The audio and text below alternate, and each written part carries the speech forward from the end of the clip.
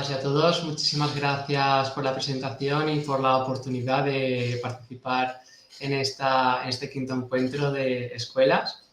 Como bien ha comentado Fran, la ponencia que os he preparado hoy habla sobre contaminantes, sobre alimentos, porque parece que hoy en día pues, esté todo contaminado, sea todo nuevo y tenemos que comer y esto nos preocupa. Entonces, un poco para ver la realidad de esta situación. Lo primero es explicar o definir qué se entiende por contaminante, porque a veces cogemos una etiqueta de cualquier alimento y observamos un montón de números ES que no sabemos qué son, pero realmente los números ES son aditivos alimentarios, o en muchas etiquetas o el marketing de los productos mencionan sin conservantes ni colorantes y te lo venden así como un producto de mayor calidad. Pero realmente los aditivos alimentarios no son peligrosos, no son contaminantes, sino que se añaden de forma intencionada. Entonces, ¿qué es, por tanto, un contaminante? Lo tenéis aquí en la diapositiva. Por contaminante se entiende todo aquello que no se añade de forma intencionada a un alimento, pero que aparece en él. ¿Y por qué aparece en él? Pues básicamente se puede ver porque a lo largo de toda la cadena alimentaria, sea la producción, transformación, el almacenamiento del producto, la distribución del mismo o también durante su consumo, se incorpora algo que no esperábamos o bien por unas malas condiciones de almacenamiento, por ejemplo, o por condiciones ambientales en las que el producto no ha perdido alguna característica. Inevitablemente, la presencia de contaminantes en los alimentos es difícilmente erradicable. Por tanto, hemos de asumir que los alimentos, en realidad, están todos contaminados, pero a concentraciones muy pequeñitas. No obstante, luchamos en ello para controlar que el consumo de alimentos sea seguro. ¿Por qué puede suponer la contaminación de los alimentos un riesgo para la salud? Pues bien, como contaminantes que son, se espera que tengan un efecto tóxico sobre un órgano diana.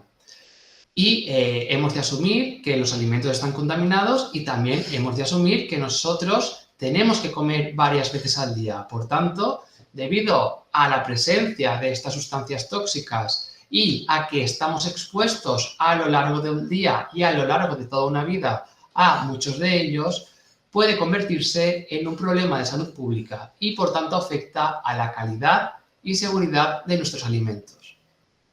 Para controlar que el consumo de alimentos no suponga un riesgo para la salud, el órgano que se encarga de ver que esto no supone un riesgo es la Agencia Europea de Seguridad Alimentaria.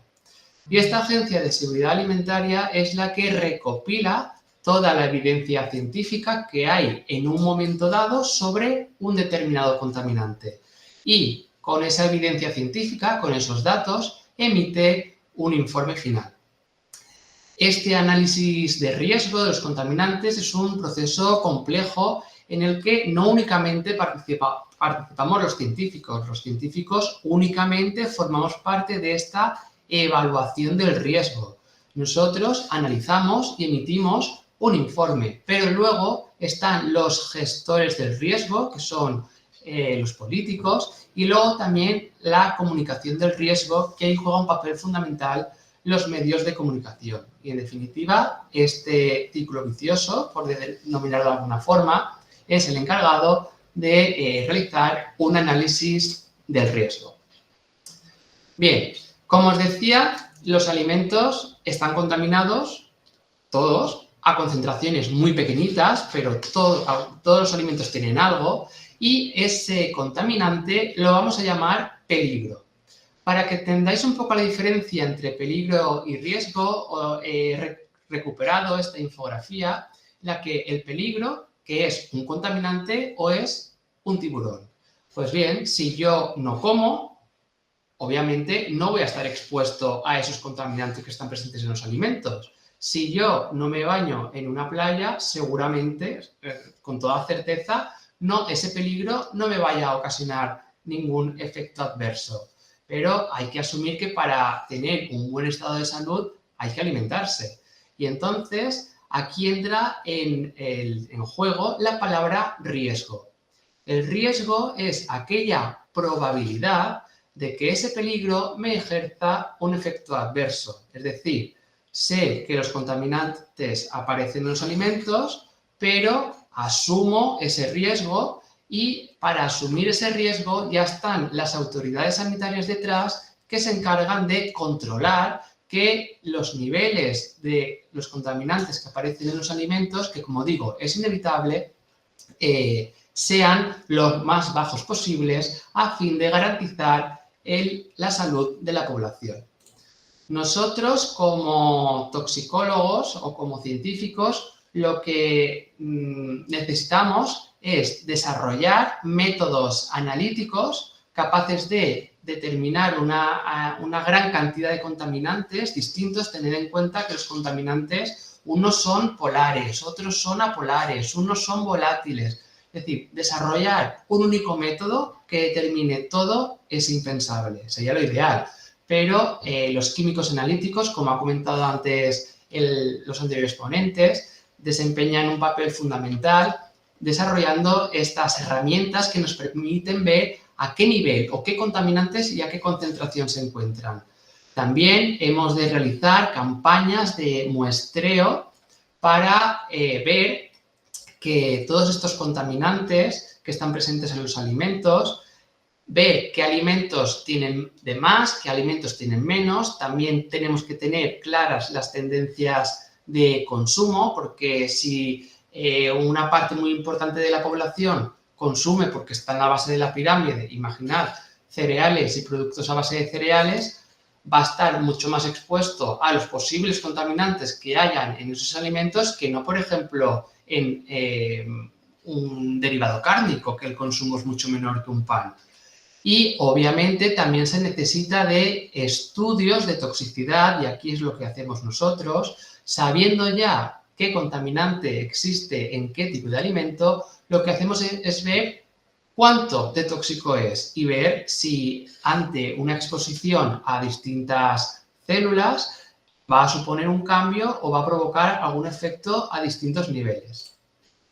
En definitiva, la seguridad alimentaria lo que abarca es un concepto muy amplio porque estudia tanto la seguridad biológica de los alimentos, esto es la presencia de microorganismos, por ejemplo, Listeria, Escherichia coli, Salmonella, todo esto estaría aquí metido. Luego también una parte muy importante de la seguridad alimentaria estudia la seguridad física, que esto sería la presencia de pequeños fragmentos de vidrio, de algún metal, que durante esa cadena alimentaria hayan podido incorporarse en algún etiquetado. Y una parte también muy importante de la seguridad alimentaria es la seguridad química, que es a lo que yo me dedico. En este sentido, en cuanto a seguridad química, hay una amplia variedad de contaminantes distintos que pueden aparecer en los alimentos. Por ejemplo, aquí veis micotoxinas. Las micotoxinas son una serie de metabolitos que producen los hongos que contaminan los alimentos. A ver, está claro que tú, por ejemplo, si tú ves un pan con un hongo, tú no lo vas a consumir. Pero ahora imaginad que vais a analizar cerveza. Claro, la cerveza está hecha con cebada, que es un cereal. Tú no sabes si esa cebada de origen ha estado o estaba contaminada con un hongo o no, porque tú ves ya el producto procesado. Entonces, que tú no veas el hongo no significa que esa toxina no esté presente. También otras toxinas naturales, como pueda ser, ahora que viene la época de recoger setas, todos los años, lamentablemente, mueren más de 1 y 2 personas porque han consumido setas que ellos han recolectado. Pues bien, muchas de las setas, si no eres un entendido en el tema, puede tener efectos fatales, como la muerte. Es el caso de las setas Amanita phalloides. También es importante, por ejemplo, la presencia de metales pesados. Ahí estamos hablando del mercurio, el cadmio, el plomo, el arsénico, que pueden estar presentes en alimentos como pescado o arroz, por ejemplo. Otra serie de contaminantes serían los orgánicos persistentes y estos son muy peligrosos porque, mirad, tienen el apellido persistentes. Esto significa que no se degradan y se mantienen durante muchísimos años, décadas. Y entre los contaminantes que están aquí incluidos está la serie de las dioxinas y los furanos. También mirad, los plaguicidas. Los plaguicidas realmente para mantener un sistema de consumo como el actual necesitamos aplicar plaguicidas en el campo porque si no muchas de las cosechas no tendrían esa producción tan elevada. Se añaden para eliminar plagas, pero es cierto que los residuos de estos plaguicidas pueden causar efectos tóxicos en el ser humano, ¿vale? Por tanto, hay que asumir un riesgo y también hay que llevar a cabo una serie de buenas prácticas, como lavar, por ejemplo, frutas y verduras, para eliminar posibles restos de plaguicidas que queden. Otros serían, por ejemplo, los hidrocarburos aromáticos policíclicos. Estos son interesantes porque estos se forman durante el cocinado de los alimentos. Todo el mundo sabe que, yo que soy de Valencia, por ejemplo, el socarraet de la paella o una carne a la brasa está mucho más gustosa que una carne, por ejemplo, a la plancha. Pues bien, en ese tratamiento térmico tan intenso se están degradando algunos aminoácidos, algunas proteínas y producen la formación de estos hidrocarburos que también son peligrosos. Otros, por ejemplo, estarían los retardantes del fuego bromados. Estos se utilizan sobre todo en las sartenes antiadherentes, se utilizan para alargar la vida útil de esos productos, pero si esa sartén está desgastada o está rayada, poco a poco se puede ir liberando de la sartén hacia el alimento estos compuestos que no son beneficiosos. Mirad, también materiales de contacto. A todos nos ha pasado cogiendo una lata de atún que empezamos con el tenedor a rascar, rascar, rascar y al final levantamos esa película de protección que tienen las latas. Pues bien, ese material, ese metal, que generalmente es aluminio, es tóxico y podría ejercer efectos adversos ante una exposición muy elevada. También tenemos aquí, por ejemplo, residuos de medicamentos veterinarios. Al igual que a nosotros, cuando nos ponemos enfermos por alguna razón X, nos dan un antibiótico el médico, también los veterinarios pautan una serie de antibióticos que se aplican al ganado para asegurar el bienestar de estos. Pues bien, si desde la aplicación de ese antibiótico hasta que se produce el sacrificio del animal no se respetan unos tiempos específicos, puede ser que en los productos de este animal, sea la leche o sea la carne, aparezcan estos residuos de medicamentos veterinarios y aquí hay un gran problema, por ejemplo, en la resistencia a antibióticos. Mirad, también otra serie de contaminantes son los phtalatos. Estos son una serie de plastificantes. Plastificantes, hoy en día cuando entramos a un supermercado, el plástico nos rodea por todas partes. Hay incluso bandejas que hay 2 peras o 2 manzanas o 2 tomates con un envase. No es necesario. Y en este caso la exposición a phtalatos, que son una serie de plastificantes, es elevada. Y mirad, también desde el incidente de Fukushima, en la central de Fukushima, la contaminación radiactiva también se engloba aquí dentro de la seguridad química. Como veis, el panorama de contaminantes que pueden presentar los alimentos es muy diverso. ¿Y cuál es la situación actual? Pues mirad, la Unión Europea tiene una herramienta que se llama RASFF. Es una herramienta libre que vosotros podéis acceder desde Google poniendo RASFF y podéis ver todas las alertas alimentarias que hay cada día. Pues mirad, os he puesto una imagen que he sacado del último informe publicado del RASFF, que como digo, es un sistema de alerta rápido de alimentos y piensos y como veis, el top 3 de los peligros que habitualmente se encuentran en los alimentos a lo largo de los años siempre suele ser el mismo, que es, en primer lugar, residuos de plaguicidas, aparecen de forma frecuente en alimentos, sobre todo en vegetales. También microorganismos patógenos, como los que he comentado anteriormente, Salmonella, Listeria, Escherichia coli, son bastante comunes en carnes, por ejemplo. Y también las micotoxinas, que eran estas toxinas que producían los hongos capaces de colonizar los alimentos.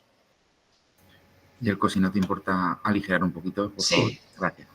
Como conclusiones, ya estoy finalizando, simplemente recordad que la presencia de contaminantes químicos en los alimentos es inevitable y casi nunca es posible eliminarlos, que no obstante esto existe una legislación estricta que nos obliga a todos a asegurar que los alimentos cumplen con unos límites y que la presencia de estos esté al nivel más bajo posible. Y que en este sentido todo un equipo de profesionales trabajamos a diario para asegurar que la calidad de los alimentos sea máxima y que sean seguros. Simplemente para finalizar, presentaros a mi grupo de investigación. Nos denominamos Restox, estamos en la Universidad de Valencia y como el tiempo es limitado, aquí os he dejado el perfil de Instagram de nuestro grupo de investigación y también la página web, por si queréis acceder a ver cuáles son nuestros proyectos vigentes o las actividades que realizamos. Pues nada, muchísimas gracias por vuestra atención y estoy atento a preguntas. Muchas gracias, Jelko. Si algún centro tiene alguna pregunta, es el momento. Muy interesante la charla, qué importante es alimentarnos de forma segura.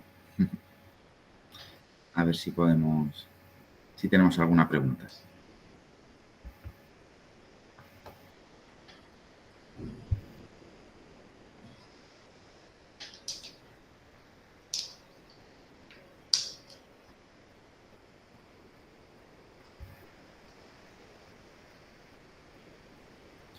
Bueno, pues yo aprovecho y pregunto, Jelko, el bisfenol A es una molécula que ha sido muy conocida por estar presente en las botellas de plástico. ¿Sabemos algo sobre la presencia actual en los envases? ¿Si ha cambiado respecto a hace unos años? Sí, el bisfenol A es un contaminante problemático que hace varios años sí que se encontraba en productos como en chupetes para biberones, etcétera, y sí que era un motivo de preocupación. Pero en este sentido, las agencias internacionales como la EFSA sí que están trabajando para reducir al nivel más bajo posible la presencia de este contaminante, porque se ha visto realmente que incluso a las concentraciones que se permitían presentaban efectos adversos. Gracias. Tenemos una pregunta. ¿Qué opinas de la nueva legislación de Francia que va a eliminar algunos alimentos procedentes de China? Sí, a ver, aquí no es únicamente la legislación de Francia, porque al final hay que estudiarlo como un conjunto de la Unión Europea. En fronteras se hacen controles y la Unión Europea es un total. Es decir, si dentro de la Unión Europea no se permite, por ejemplo, el uso de un plaguicida, no se puede importar nada de un país externo que tenga ese pesticida. Entonces, no únicamente aplica a Francia, sino que es extensible al resto de la Unión. Cabe decir que la legislación en materia de seguridad alimentaria a nivel europeo es la más estricta de todo el mundo, ¿vale? Por tanto, podemos garantizar que los alimentos que se producen y consumimos en Europa son seguros y no cabe esperar que ejerzan un efecto adverso su consumo. Tenemos otra pregunta, es ¿qué tipo de alimentos están más contaminados? Todos. Cada tipo de alimentos o cada grupo de alimentos tiene una serie de contaminantes en particular. Pues, por ejemplo, los cereales y los productos a base de cereales destacan porque contienen micotoxinas. Los pescados y derivados son importantes porque pueden tener metales pesados y también dioxinas. La leche y derivados lácteos también destaca porque puede tener dioxinas. Los quesos y derivados de los animales, residuos de medicamentos veterinarios. O sea, cada grupo de alimentos tiene un tipo de contaminantes de forma más pronunciada que otros. Por eso hay una máxima en nutrición que dice que la dieta tiene que ser variada y equilibrada, pero no únicamente por motivos nutricionales. Está claro que si tú diversificas la dieta y consumes de todos los grupos de alimentos, vas a obtener los nutrientes, es decir, aquello beneficioso de los alimentos de todos ellos. Pero también es importante diversificar la dieta porque así vas a abrir un abanico de contaminantes, pero vas a estar expuesto a niveles muy bajos, mientras que si siempre consumes el mismo grupo de alimentos, vas a estar expuesto a una concentración mucho más alta de unos tipos de contaminantes específicos. De acuerdo, y brevemente una última pregunta y pasamos al siguiente ponente, es si la noticia de la prohibición de las patatas con sabor a jamón está relacionada con esto. Sí, mira, esto hace referencia a un aditivo. Ese aditivo es un saborizante. En los alimentos procesados habitualmente se incorporan aditivos para cambiar la textura, cambiar el color. Por ejemplo, la sacarina es un aditivo, es un endulzante, un edulcorante, ¿de acuerdo? Y en este caso, los saborizantes se aplican a muchísimos productos. Cuando es muy importante comunicar todo aquello que engloba los alimentos porque lo que llama es el titular. Se van a eliminar los productos con sabor a jamón, por ejemplo. Cuidado. Cuidado porque lo que se ha visto es que ese aditivo que hasta ahora estaba permitido, como continuamente se están investigando y se están haciendo ensayos, se ha visto que a dosis muy altas, esto es un consumo inmenso de patatas sabor jamón, que esto nunca va a ocurrir. Pero como somos proteccionistas, se ha visto que ante un consumo excesivo de un tipo específico de aditivo, a un sector mínimo de la población le podría ocurrir un pequeño efecto adverso. Entonces, a fin de minimizar el riesgo y de evitar esto, se ha eliminado ese aditivo y se sustituirá por otro muy similar.